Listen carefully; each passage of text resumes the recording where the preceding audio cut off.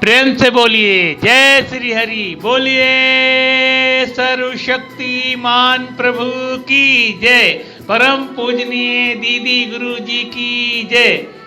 प्यारे भक्तजनों, सत्संग ज्ञान गंगा कार्यक्रम आप सभी दीदी गुरु जी के परम पावन सानिध्य में निरंतर कर रहे हैं और दूर दराज बैठे हुए वो भक्तजन जो दीदी गुरु जी के प्रवचनों का, सत्संग का आनंद YouTube चैनल पर प्राप्त करते हैं। सच तो यह है कि भक्ति हर किसी के हिस्से में नहीं आती है। भक्ति हर किसी के हिस्से में नहीं आती है। जिसके ऊपर स्वयं प्रभु कृपा करते हैं वही भक्ति मार्ग में परम पद पाते हैं।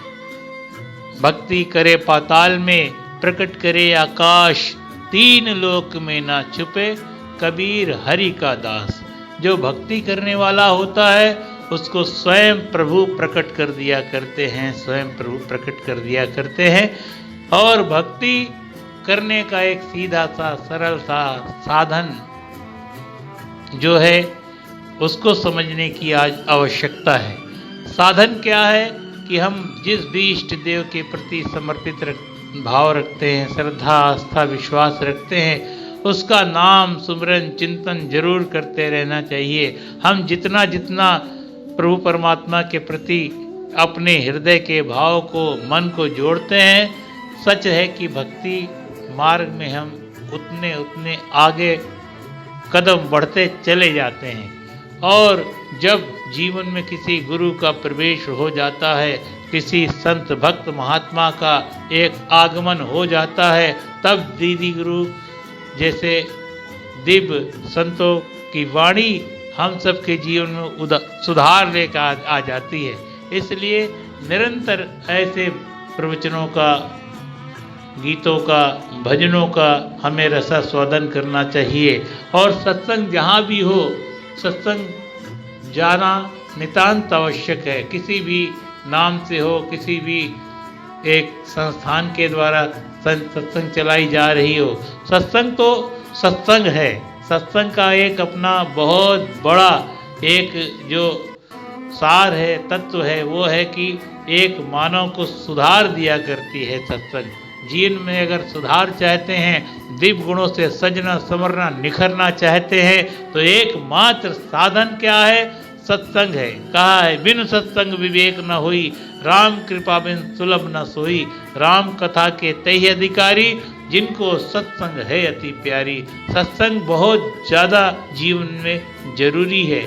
और कहा है, जीवन में आनंद की खातिर सत्संग बहुत जरूरी। अगर आप चाहते हो कि आपको आनंद प्राप्त हो तो आपको सत्संग करना पड़ेगा। और भगवान श्री राम जी भी जब शबरी को नवधा भक्ति में शिक्षा प्रदान कर रहे हैं तो कह रहे हैं, प्रथम भक्ति संतन कर संगा। कह रहे हैं प्रथम भक्ति क्या है? सत्संग करना, संतों का संग करना।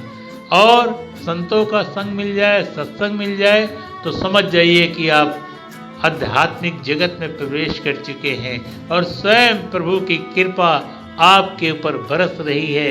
जैसा कि आप देखते हैं, परम पूजनीय दीदी गुरु जी के दर्शन प्रवचन का लाभ भी आप प्राप्त कर रहे हैं।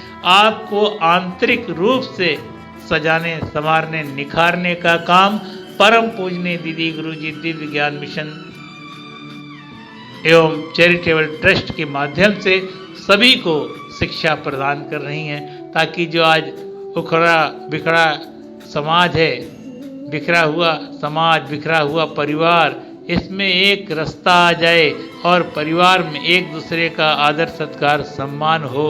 आप देख रहे हैं किस तरह से दुर्दशा होती चली जा रही है। रिश्तों को कोई समझ नहीं रहा। रिश्तों की अहमियत अगर कोई समझता है तो सिर्फ अपने निज स्वार्थ के कारण ही समझता है। और स्वार्थ के लिए ही इंसान एक दूसरे से प्रेम करता है।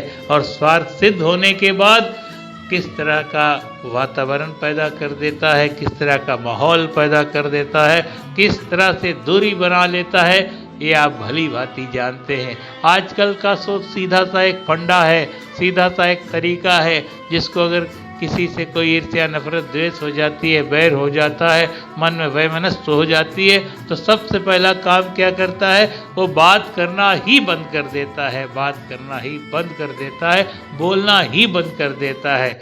और सच तो ये है कि अगर इंसान बोलता रहे, बात करता रहे, तो बहुत बड़ी से बड़ी समस्याओं का निदान हो सकता है, संभव है। अगर इंसान मन में कोई कटुता लेकर, वैर लेकर बैठ जाता है, तो सिर्फ बुराई ही उसके मन में पैदा होती है, घृणा ही उसके स्वभाव में आ जाता है और वो निंदा करके अपने आप को गिरावट की ओर लेकर चला जाता है।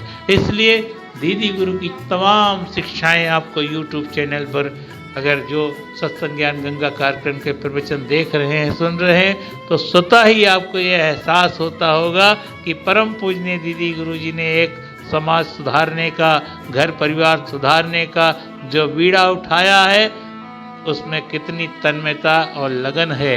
और इस महायज्ञ को आप भी आगे बढ़ाने के लिए हर प्रकार से सेवा कर सकते हैं।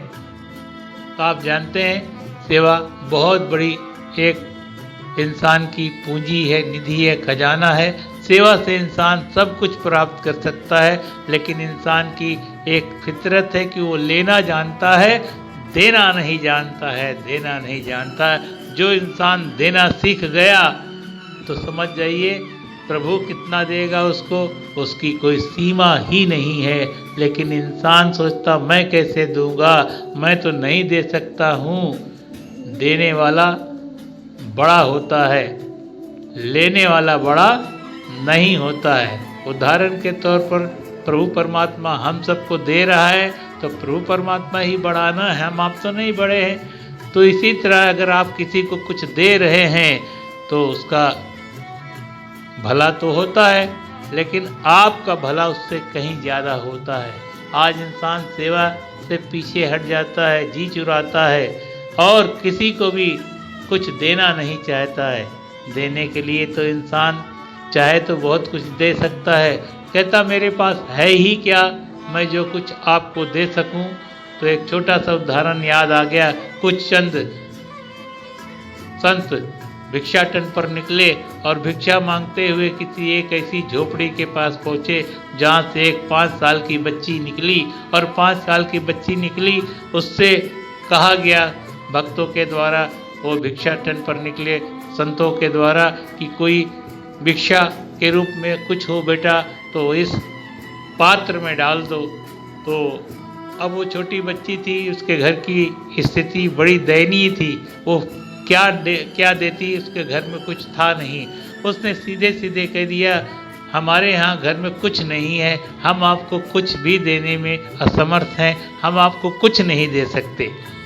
जो टोली के, भक्तों की टोली के हेड थे, सीनियर थे, बड़े थे, जो अगुवाई कर रहे थे उस संतों की टोली की, उन्होंने बड़े प्यार और नम्रता से उस बच्ची से कहा, 5 साल की बच्ची से कहा बेटा तुम्हारे घर में मिट्टी है, मिट्टी। वो बिटिया मुस्कुराई, कहने लगी हाँ बाबा मिट्टी तो है हमारे घर। तो बोले जाओ बेटा तुम मिट्टी लेके आओ और इस पात्र में तुम मिट्टी डाल दो। तो बिटिया गई अंदर और जाकर वहाँ से मिट्टी खोदी। मिट्टी खोद कर थोड़ा सा लाकर जो उनका पात्र था उसमें डाल दिया। और उस साधु ने, उस महात्मा ने उस बच्ची को आशीर्वाद देते हुए आगे बढ़ गए। आगे बढ़े तो जो उनके साथ चलने वाले और सहयोगी थे, उन्होंने कहा आपने उस बिटिया से मिट्टी क्यों ली, ये मिट्टी तो आप अभी फेंक देंगे। मिट्टी आगे चल के उन्होंने फेंक दिया, आपने मिट्टी फेंक भी दी, तो मिट्टी क्यों लिया, इसका रहस्य क्या है। तो साधु ने ये बताया कि मैं उससे मिट्टी सिर्फ इसलिए लिया कि उसकी देने की प्रवृत्ति बन जाए, देने की आदत बन जाए। और जब देने की प्रवृत्ति आदत बन जाएगी तो फिर जब उसके पास कुछ आएगा तो दान भी कर सकती है। लेकिन इंसान दान तो देना ही नहीं चाहता।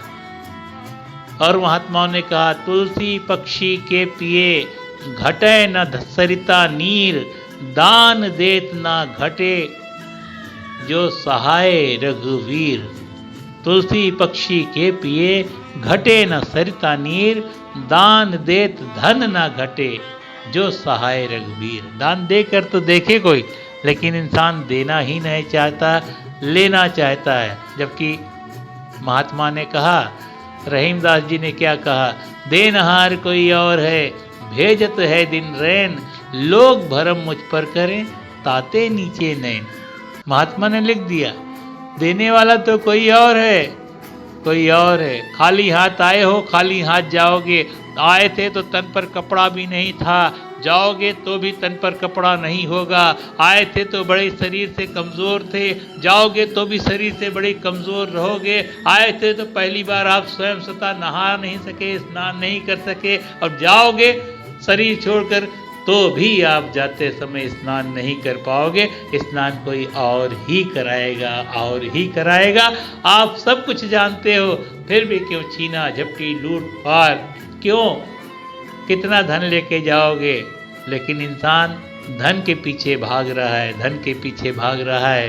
कहा महात्माओं ने, तन पवित्र सेवा किए, धन पवित्र किए दान, मन पवित्र हरि भजन से, इस विधि हो कल्याण। अगर आप कल्याण चाहते हो तो सीधा सा फंडा है, सीधा सा सूत्र है जो महात्माओं ने लिखा है। तन की पवित्रता चाहते हो तो तन से सेवा करना होगा। आप चाहते हो कि आपके खजाने में धन एकत्र हो, धन आए, तो धन को सेवा में लगाना होगा। धन को पवित्र करना होता है। धन तो प्रभु परमात्मा ने आपको बहुत दिया है। पवित्र ये तब होता है जब हम इसे परमार्थ में लगाते हैं। जब परमार्थ में लगाते हैं, अर्थात सेवा में लगाते हैं, तो हमारा धन हमारे लिए सुखदायी हो जाता है, सुखदायी हो जाता है। और मन पवित्र तब होता है जब हम हरि भजन करते हैं, प्रभु परमात्मा ईश्वर का चिंतन करते हैं। जहाँ से मैंने वाणी का शुभारंभ किया था, प्रारंभ किया था कि भक्ति उसे ही प्राप्त हो सकती है, होती है जो अपने इष्ट देव प्रभु परमात्मा के प्रति थोड़ा सा भी आगे बढ़ता है। अर्थात एक मन के भाव उसके तब बनते हैं जब पूर्ण रूप से श्रद्धा के साथ प्रभु परमात्मा का चिंतन करता है, सुमिरन करता है, स्मरण करता है।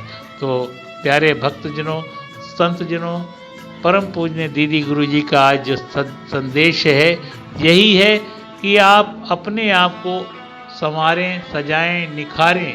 और ये सिर्फ सत्संग के माध्यम से ही संभव है, और बिना सत्संग के कुछ संभव नहीं है। जो भी भक्तजन परम पूजनीय दीदी गुरु जी के सानिध्य में आकर सत्संग कर रहे हैं, देखा है, अनुभव किया है, उन महात्माओं ने, उन भक्तों ने स्वतः ही इस बात का बयान किया है कि जो जो हमने दीदी गुरु से मांग की हृदय से, उन चीज़ों का एक जीवन में प्रवेश हो गया। जो निसंतान थे उनको संतान की प्राप्ति हो गई। जिनके घर में रोजी रोजगार की कमी थी, रोजी रोजगार में बरकत पड़ गई। जिनके टूटे फूटे घर थे उनके पक्के सुनहरे सच्चे घर बन गए। जिनके पास वस्त्र नहीं हुआ करते थे, अच्छे अच्छे वस्त्र पहनकर आज सत्संग में आ रहे हैं, सत्संग में आ रहे हैं। क्योंकि जो शिक्षा है, इन शिक्षाओं को ही अपनाकर जीवन में जीना होता है। आज संसार एक नकारात्मक भाव को जीवन में अपनाकर जीवन जी रहा है, जिसके कारण दुखी है। काश इंसान सकारात्मक भाव से जीवन जीता तो उसका जीवन पूर्ण रूप से सुखी हो जाता। और दीदी गुरु जी सभी को यही शिक्षा प्रदान करते हैं कि हमेशा सकारात्मक भाव से अपने आप को सजाएं, संवारें, निखारें। फिर देखिए जीवन में कितना परिवर्तन आता है। फिर आप देखेंगे देवरानी जेठानी में प्रेम, ननद भौजाई में प्रेम, पति पत्नी में प्रेम, भाई भाई में प्रेम, बहन बहन में प्रेम, माता और पिता में प्रेम, पति पत्नी में प्रेम। हर जगह प्रेम ही नज़र आएगा, प्रेम ही नज़र आएगा। और प्रेम को इंसान बाहर ढूंढता। कहा है महात्माओं ने, प्रेम न बाड़ी उपजे, प्रेम न हाट बिकाए, राजा प्रजा जेहि रुचे, शीश दिए ले जाए। अगर प्रेम चाहिए तो झुकना पड़ेगा, झुकना पड़ेगा। काश हम झुकना सीख जाए, और झुकना ही दीदी गुरु और वली पीर पैगंबर और तारी संतों ने सिखाया है। कि नम्र बन जाओ। आप देखो, एक छोटा सा उदाहरण देख सकते हो। आपके मुख में 32 दांत है और एक जीभ है।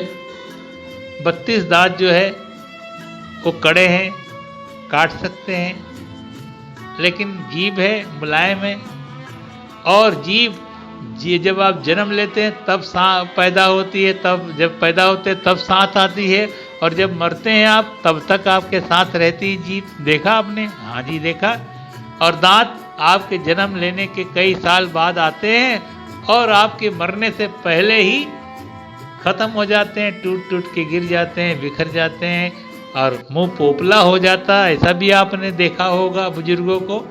तो कहने का मतलब जो टाइट है, कड़ा है, वो तो झड़ जाएगा, गिर जाएगा, लेकिन मुलायम बन जाओगे जीभ की तरह तो जीवन मिल जाएगा, जीवन मिल जाएगा।